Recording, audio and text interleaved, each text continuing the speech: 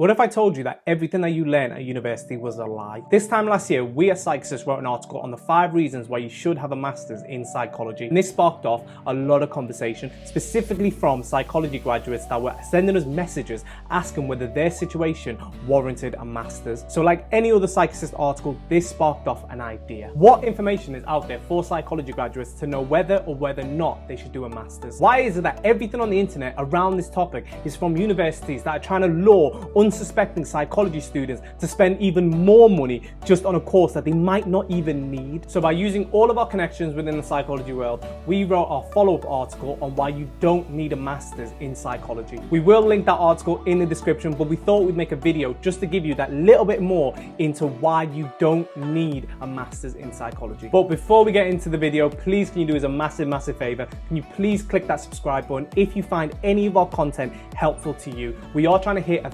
10,000 subscribers by the end of 2019. I know that we can do it, but I do need your help. So please click that subscribe button. Okay, so the first point is probably the most basic. You don't need a master's if your undergraduate degree and your undergraduate degree classification was good. And when I say good, I mean above a 2-1. We did make another video on what to do if you've got a 2-2, which we'll link in the description below. Unless what you want to do in the future requires you to have a master's in a specific topic, then you don't need a master's. And when I mean by specific topic, I mean if you want to go down, let's say, a health psychology route, then you'd have to do the master's in health psychology because you need that to progress in that career. But let's say if you wanted to go down the educational psychology route or the clinical psychology route, you don't necessarily need a master's. As long as your undergraduate degree is good, then you'll be fine. Anything extra, let's say if you did want to do a master's just because you have the money to do that, then all that's doing is adding points to whenever you apply for that course. It literally makes me so sad when I see an undergraduate or a graduate that's just graduated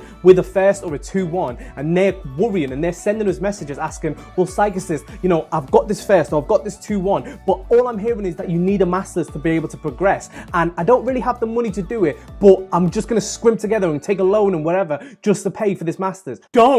You don't need it. So if you're sat there and you've got a 2-1 or a first at your undergraduate degree and you don't want to go down a route that requires you to have a stage 1 master's or a specific master's in a specific topic, then you don't need a master's. Don't listen to all these universities that will try and sell you a master's that you don't need.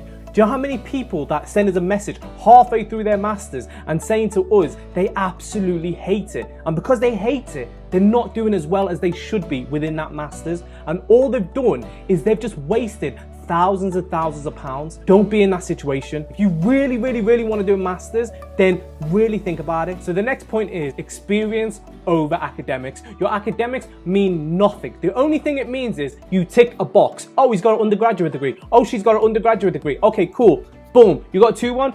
Tick. That's all it is. What they're really looking for is what have you done since you finished your undergraduate? What have you done? What have you worked? You know, have you been a support worker? Have you been an AP? Have you been a trainee PWP? What have you done? What have you learnt from those experiences? Have you been a counsellor? You could be at bloody Pizza Hut or Subway. What have you learnt from that experience? That is what they're trying to find out. It's actually very sad because last week I was actually talking at a psychology event to kind of undergraduates, and there was this person in the crowd put his hand up to kind of ask for like careers advice and things like that. I asked him, so what have you done? And he said, oh, well, you know, he wasn't an undergraduate, by the way. He said, well, I finished my undergraduate in psychology. Okay, then what did you do? And then I done my master's in psychology. Okay, then what did you do? And then I did my PhD. Okay. And then he said, he's just got to the end of his PhD.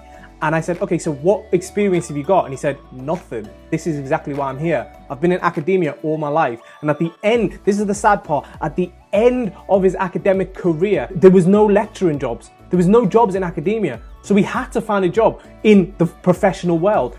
But really, he didn't have the experience necessary to get the job of his quality or of his level of academics. That's sad. And the last point that I want to leave you with is don't do a master's if you're not 100% passionate about what you're actually doing. This is something that's actually happened to me. I took 2 years out of academia between when I graduated and when I actually did my master's. And within those 2 years, I made it a mission to get as much experience as possible, not just in the professional sense, but also in life, just to see what is it that I want to do in the next 50, 60 years of my life.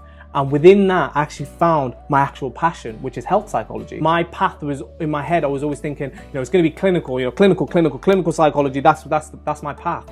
But it was only by me getting experience and seeing the world within a different lens, and not just seeing it as this is what I should do. What is it that I want to do? That's how I landed on health psychology. I looked at it and I thought, well, this is something that I really align with. This is my passion. This is why I want to do it. So if you're in that situation, or if you think, okay, this is my passion, but I can't really see kind of an end route or how to navigate it, do it, because you'll love it more because it's your passion. Don't do something just because it ticks a box or it's what other people want you to do, because you have to live with that for the next 60 years. So if you're in that situation, please choose a master's, if you want to do a master's, of what you actually want to do, of what you're passionate about. Thank you so much, guys, for tuning into this episode of Psych-Assist. I really hope that you took away some value from it. And if you do like it, please do us a favor and click that subscribe button, and hopefully we'll see you soon. Thanks for watching Psych-Assist. Like if you're liking this. I'll see you next time.